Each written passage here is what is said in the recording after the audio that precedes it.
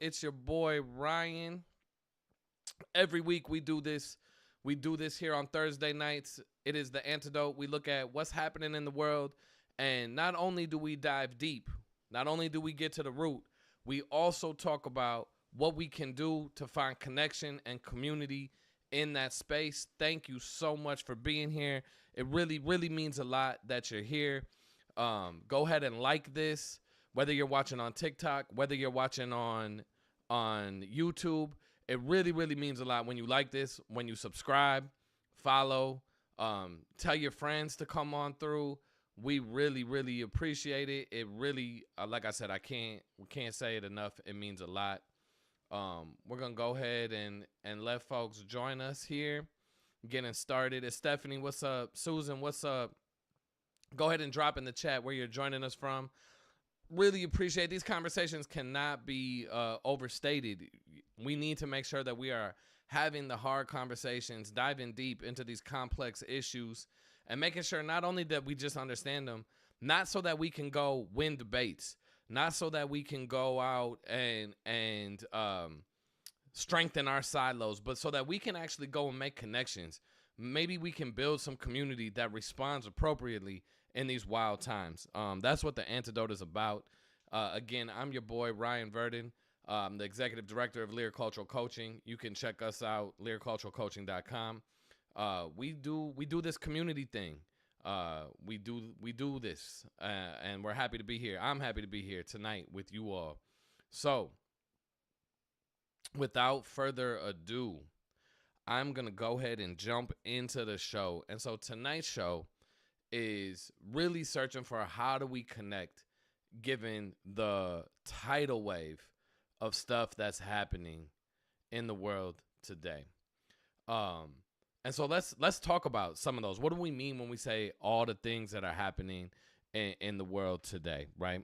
So everybody knows that Trump came in, he ran on a platform of disruption, and on day one, he fulfilled his campaign promise, y'all.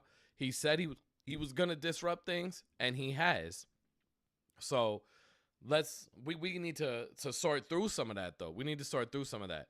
So right away, there's the implementation of Doge, and this idea that the government is spending too much, particularly spending too much on taking care of other people, right? On building community, particularly other people outside of the U.S. And we're going to talk a little bit later in the show about how artificial those borders are. He don't really care about borders, just to be clear. What's up, y'all? Thanks for joining us. Hit that like, hit that subscribe. So there's that. There's Doge. One of his trademark policy initiatives is the attack on DEI, right? I want to be clear. We use DEI, and I'm not sure. I know that we don't all mean the same thing when we say it. I'm not sure that everybody even knows what that stands for. DEI stands for diversity, equity, and inclusion, right? So I want to take a second and ask you to think about what being anti-DEI means, right? Because we're going to come back to that when we connect these dots. But that is the landscape that we are in, y'all. That is the landscape. So it's anti-DEI. Most recently, right? Well, actually, let me talk. There's another major policy platform or pillar of his administration, and that's the deportations of undocumented people. He would call them illegals. And the way that he talks about them.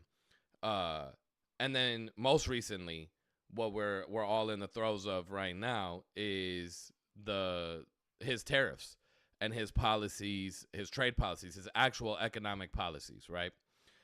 These are kind of the key elements that I want to talk about tonight, right? And I want to connect those and put those pieces together for us a little bit, connect some of these dots, right?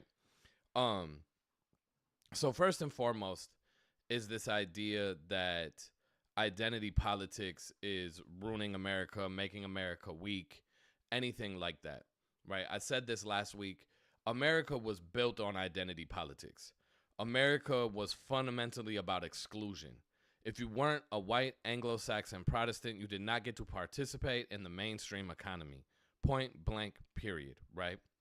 You could work your way up to participate in the mainstream economy if you had European ancestry, descendants, if you were a descendant of a European. So my people, like Irish folks, we could work our way into whiteness. Italian folks could work their way into whiteness. Hungarian folks could work their way into whiteness. You get what I'm saying, right? The group of people that could not were black folks, right? They were permanently the bottom. They were the other end of whiteness, and that's necessary. You can't have one without the other, right? And so America was built on keeping that group of white folks as narrow as possible for as long as we possibly could. And then always circling back to the demonization of black folks, and what some people might call other communities of color or BIPOC folks. But at the heart of that was black folks. And then, of course, there's the erasure of native folks in there as well, which we don't even talk about, right? Within settler colonialism and white supremacy, we don't really talk about those relationships because they're not supposed to exist at all, right? Native people are supposed to have been conquered and moved on. That is not true. Let's be clear. Native people are here, and we are all on native land. That in and of itself isn't justice, though. Go get involved in some land back stuff, right? But with that, it's important to have that foundational understanding because that allows us to understand what's at the heart of this making America great again nonsense, right? And I know some folks will be like, no, I'm talking about the 50s, not during slavery. I want to remind people that the 50s was not an egalitarian setup either. That's the height of Jim Crow, right? That's the height of segregation. What it is, though, is also the height of white folks investing in other white folks, of community, post-World War II. It is the height of investing in community. And we see that after the New Deal, right? After the Depression, you see FDR and his New Deal establishes the social safety net. And people are investing in community, building relationships. So we do understand that community matters. We see that, right? That is the nostalgia that Trump's making America great again is referring to. It just didn't include everybody. That has been the fundamental problem. Again, that shouldn't surprise us because that is the tenet that America was founded off of. Exclusion is the tenet, is the most American thing that you can do is exclude, right? And so how did we get there? How did we get there? I want to be clear, right? You only get there by dehumanizing and creating a narrative about certain groups of people that they do not belong in the same category as you. This category is human, right? And it needed to be human to justify the institution of slavery. And that's when we say that there's a legacy of slavery, that is what we're talking about. And this comes, it comes out of the age of the Enlightenment, the scientific revolution, but it really formulates when we need to rationalize the slave trade, right? When we need to have a justification for the transatlantic slave trade and the gross economic windfalls that were coming out of the institution of slavery. And so in his work, The Racial Contract, Charles Mills lays this out, that this idea of what Western democracies are supposedly built on, that our rights are given to us by God, right? That all men are created equal. That existed with a very clear contradiction, right? The institution of slavery, the dehumanization of black folks, the genocide that was being perpetuated against indigenous people. We needed to justify that. And so there's a baseline narrative of dehumanization, a baseline understanding that those people are not human, therefore they don't deserve the same things that we have. And that is what undergirds Trump's entire policy. That is what undergirds all of his actions. And it's for exactly the same reason as it was back then. It is for the ability to get stupid, dumb, rich. That is what it is for, right? Race is invented to justify the elite landowners in Virginia having dumb access to resources and get stupid rich. That is still what's happening. That is still what's happening. We justify tax cuts right? By telling folks, hey, this money is going towards people that you're not supposed to feel like you're in community with. We talk about foreign companies and foreign leaders and in warlike terms, right? That they're savaging, they're ravaging, they're raping. Trump has actually used this language. Trump's people have used this language to discuss what's happening now. And we need to understand it as being very American. That's a part of the American tradition, right?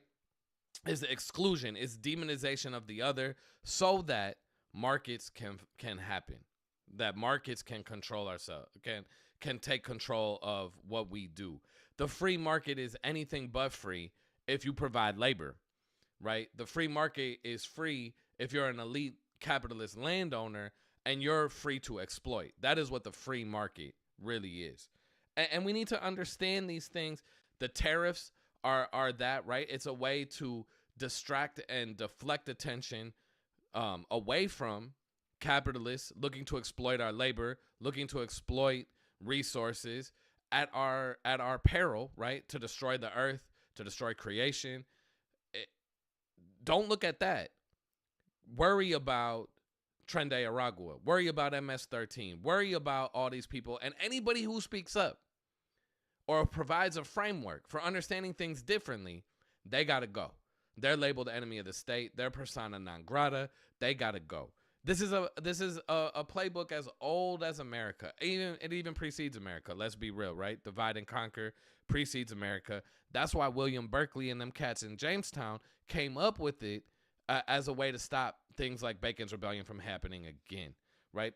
So we need to understand the current moment in its proper historical context. Nothing here is new or is actually un-American or unprecedented. It's unprecedented in our times. It's unprecedented to hear folks say this so callously and so blatantly, right?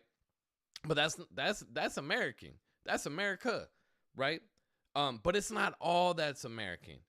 And so I want to talk about this. Once we have this landscape, now we're going to talk about what do we do? What do we do, right? And before we get there, I see folks, thank y'all. Chris, Moody, Missy, Mel, Kelly, thank y'all for being here. Please like this, share it, invite your friends to be here. I want to check over here on the YouTube. We got the excellent connections. I'm trying to make sure people are here. All right. Looks like we're doing well. Looks like we're doing well here. At least I hope we are. I hope we are. All right. So we've established the connections. We talked about the landscape. We talked about all of that. I want to get to what the antidote is all about. What do we do, right? And so I want to take some of these things and talk about it. Or let's give some examples, right?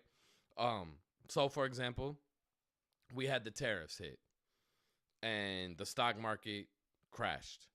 And I guess we could quibble over what's a crash and what's not. It had a very bad days, right? And then yesterday, Trump reversed course on all tariffs except for the China, right? And the stock market rallied. It had its biggest day. What did that do? That allowed Trump to brag, right? To say, see, look how great I am.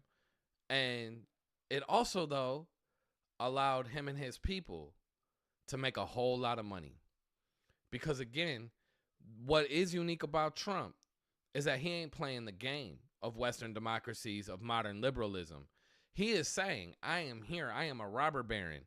I am about this life. I'm going to get mine. I'm going to make sure my people get theirs. And that's all I care about. And he has such a big ego, which is tied to gender and whiteness, right? That's why he's out talking about all these countries are kissing his ass. And if you saw the cabinet meeting today, you could see that it was gross the way people were like genuflecting to him. They had to like give him these ridiculously over the top compliments about his leadership, things like that. That plays to his understanding of masculinity, his understanding of himself, his understanding of whiteness, right? Again, I've talked on this platform a couple times about the ways that gender and whiteness reify and perpetuate themselves, there's something about being a conqueror that is tied to whiteness for these people. And that's really, really important to understand when we talk about this, right? And so that is what's happening. That is what's happening right now. And so how do we understand these tariffs? We should understand them as an act of economic warfare on working people. And we should understand working people as coming in all shades, coming in all shapes, coming in all sizes, and also not being limited to the United States, right? We live in a global economy. We can't unring that bell. We live in a global economy. And so that's a big reason why Musk and the break within the Trump administration happened, is because the people who rely on other countries for their supply chains, for their labor and all that, don't want the tariffs in the way that they've been rolled out, because it could potentially hurt their business. Again, you got to follow the money. Follow the money. It's always that simple. Follow the money. And so Musk and Navarro are sparring. And you got Musk acting like a 14-year-old child, talking about Peter Navarro's dumber than a sack of bricks, and then saying, "Oh, I apologize. That's insulting to bricks." That's teenage. That's the shit I used to deal with when I was in the high schools, right? When I was in the classroom, when I was dean at the high school. That's the kind of nonsense that the freshmen and sophomores would say to each other. Even upperclassmen were more mature than that. But this is what patriarchy and white masculinity has done, right? Don't forget, Elon Musk is a son of apartheid. That man has been coddled his own life, not just because he's wealthy, because he's white, and he's wealthy because he's white, right? I want to be clear about that. A lot of these folks are wealthy because they're white, because they had access to an unfair system. Again, when I started this, I said identity politics are at the heart of the American project. This is what I'm talking about. It's at the heart of the Western project too, to be perfectly honest, right? And so we should understand tariffs in that way. We should understand the attack on DEI as ideological warfare. As a matter of fact, just today, Customs, the official Twitter account of the United States Customs and Border Enforcement, tweeted that their job is to keep illegal ideas from coming into the country. Illegal ideas, y'all, from coming into the country. That should scare all of us, no matter what your political orientation is.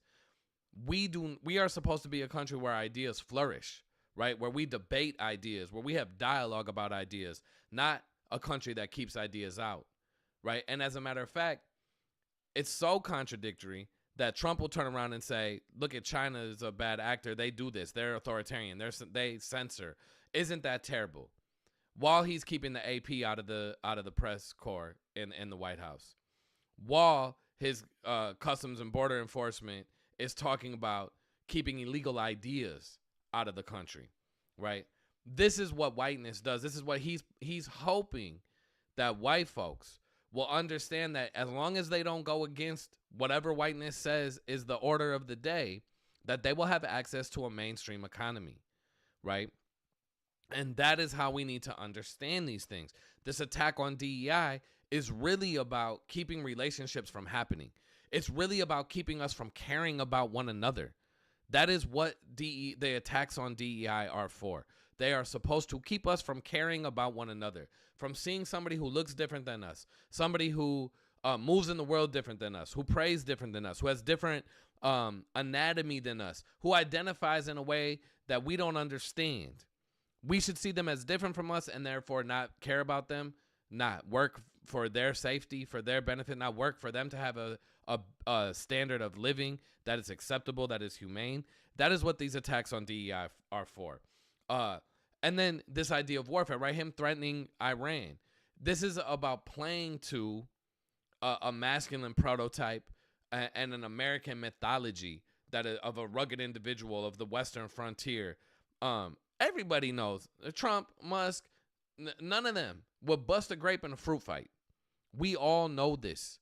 We all know this, right? This is a rhetorical device. This is him getting in his head about these things and feeling good about himself, right? But it's more than that.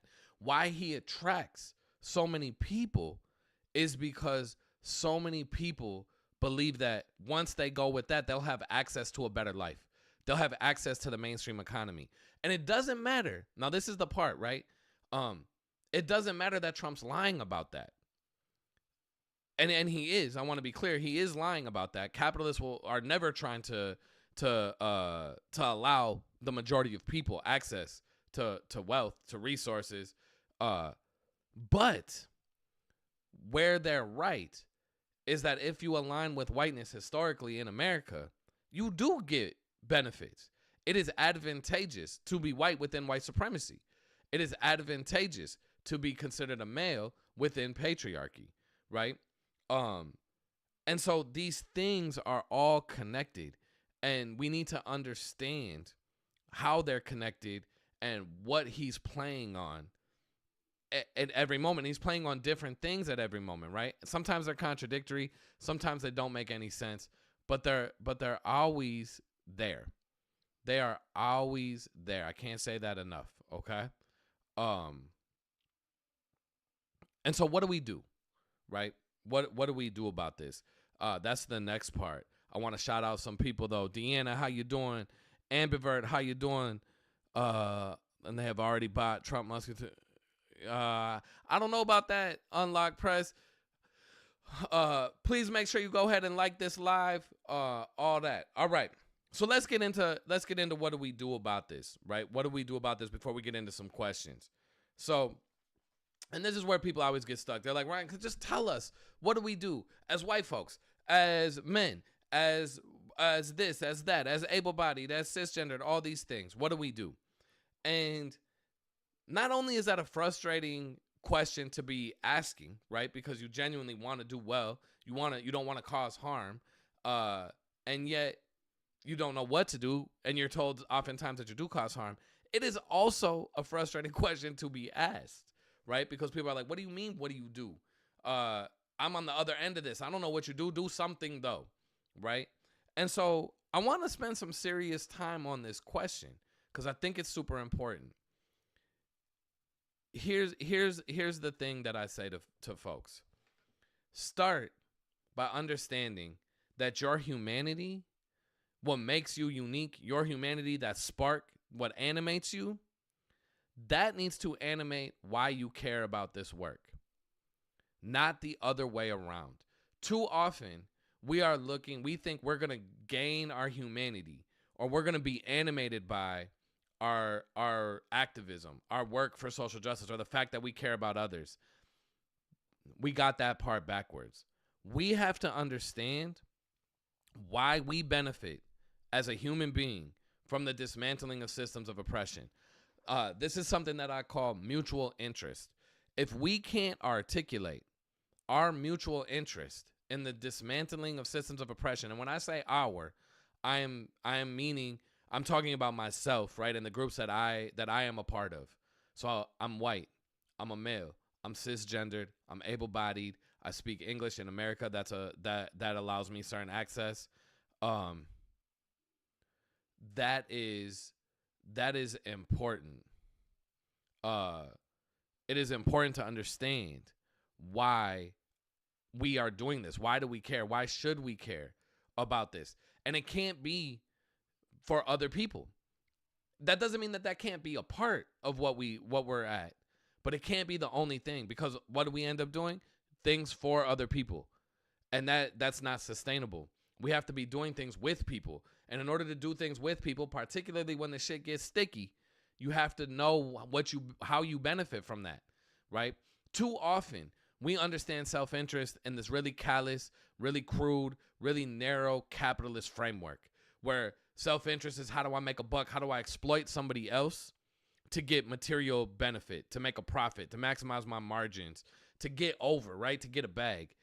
But our real interest as human beings is in being happy, is in being healthy. It's in being connected. It's in living in harmony. That's what makes us happy. How do we know that? Because when the economy boomed in the 50s, right, happiness plummeted because that community was false, because it was built around whiteness. It was false. It was about consumerism. It was about buying things and consuming things as quickly as possible so that other people could sell you more things and they could get rich, right? That is not what makes us happy. What makes us happy is being connected. It's being able to be in trusting relationship with other people. That is what makes us connected. That is actually our self-interest, right? And so we need to interrupt this idea that self-interest is something that only belongs to capitalists and within a capitalist frame. It's not. To be loved and to love is in our self-interest. To be taken care of and to take care of others is in our self-interest. It is okay to say, I want to be a good ancestor. That is in our self-interest, right? And when we do that, then we give ourselves permission to be fully human. It also allows us, the unlocked press by Simone, I appreciate this. It also allows us to see things like that for what they are. For what they are. Abuses of power, exploitation, all of those things, right? Illegal. So many people are like, oh, law and order must, like, the amount of corruption and illegality in this administration, ironically coming from the law and order party, is absurd. It's asinine, right? And so that is our first step, is to understand why we benefit. Why do we care? In real ways, in real ways, right? And to be able to articulate that. Then we understand who we are as a human being. And we allow that uniqueness, that beautifulness to animate us so we can be ourselves genuinely and fully in every space that we go into. That then allows us to be in right relationship with others. When we can be our full selves, when we can say with confidence who we are, what we value, and how we live, then we can be our full selves. Then we can be in right relationship. That is crucial to this project of racial justice, to this project of justice, period, right? Because then we won't fall for the divide and conquer. Because now we can see ourselves and we can see the connection that we have inherently with other human beings. And then we won't go for the amount of exploitation. We won't fall for the cheap and shallow lies that whiteness tells us to fall for, because at the truth of it is that America is an exclusive place and that the American economy is reserved for white folks. And that is what animates most of our actions as Americans, right?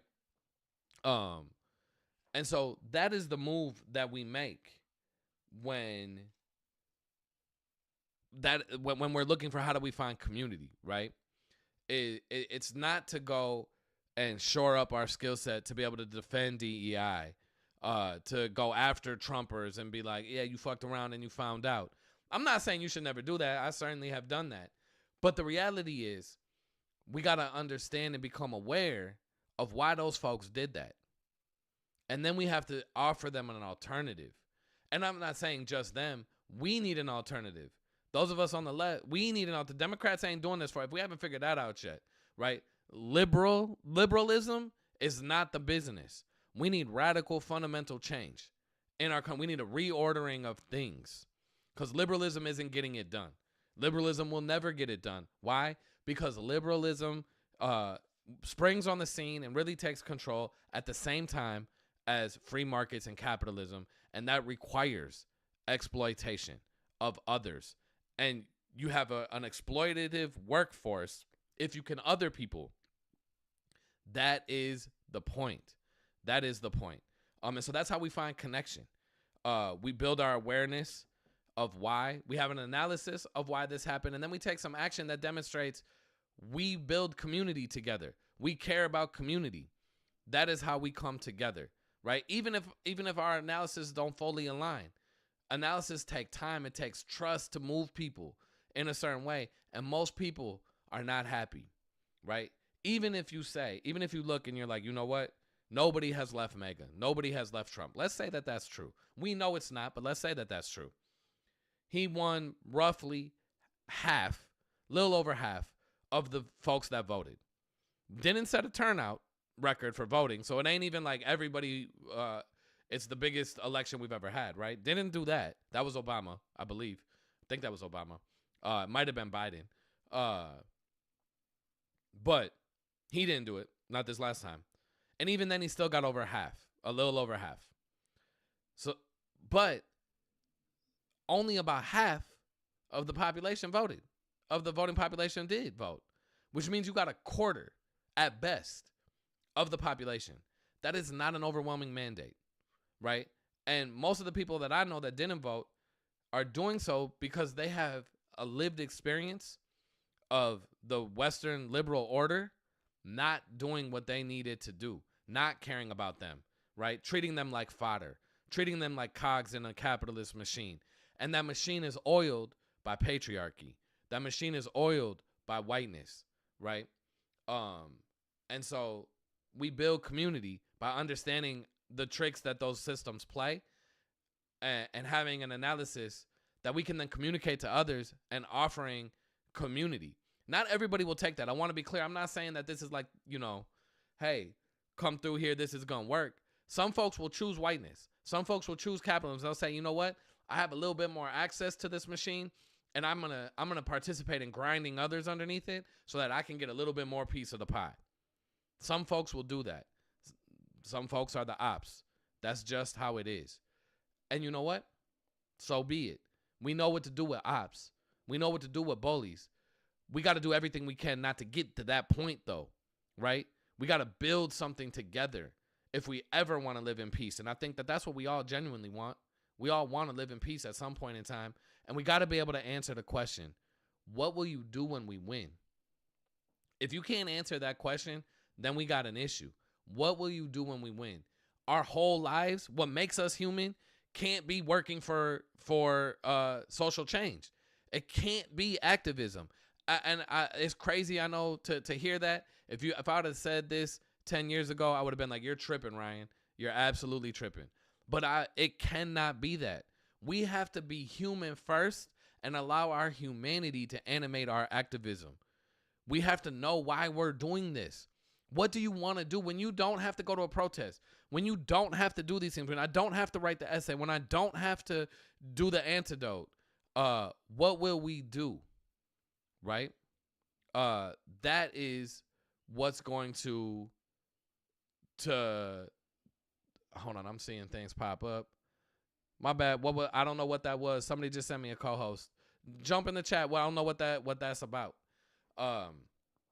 So yeah, what do you do when we win? That's our question. That's my question to y'all for this week's episode. Saw a lot of people in here. Michael, Joseph, Shay, Terry. Thank y'all for being here. Court, thank y'all. Please go ahead and like this.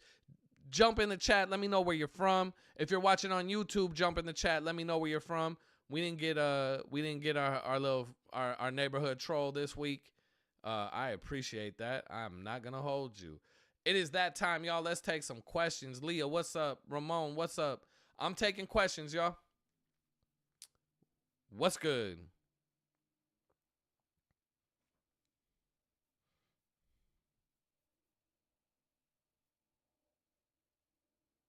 Man, I really hope this worked on YouTube. I'm seeing that some things. I hope this recorded. I'll be pissed if it didn't. What questions do y'all have, TikTok folks, YouTube folks? Otherwise, we could call it a wrap. About a half hour it's a good little joint. Please follow me. Please like this live if you're watching. SCT, Blondie, what's up? Terry, welcome back. Must have kicked you off. I appreciate the likes.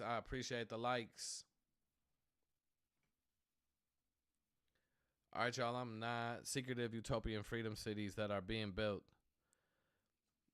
Bro, I don't know nothing about that. Can you give me what are utopian freedom cities? I don't know nothing about that.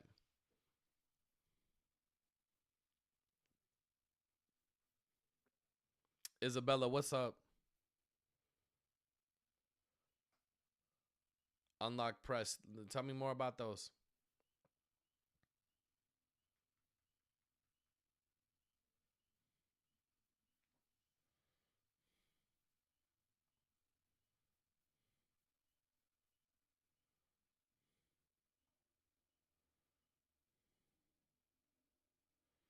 They are buying all the land. Oh. Man, I think that's called Progress Residential. Progress Residential buying all the land. Right here in our cities. I'm trying to see what's going on here. Integrated. Okay. Man, I really hope that this recorded. We're going to see. All right, y'all. If we ain't got no questions, no more questions, I'll wait another minute. I don't think our rights go with private property, my dude. Or actually, I don't know how you identify my person. Just because you're on private property don't mean your rights go away.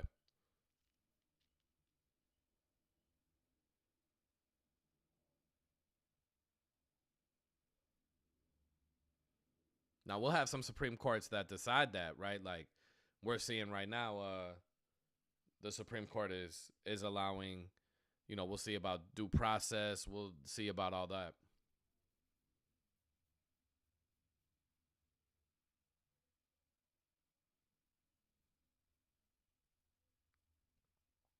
Yeah, so you're talking about like private cities.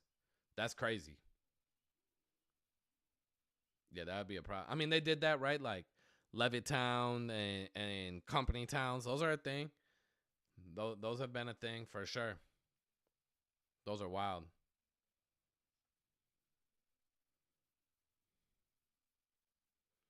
Yeah, yeah. That was definitely when the boom after when the suburbs started being built and all that. Those were called company towns. That's crazy. That's crazy. We should all be aware of that.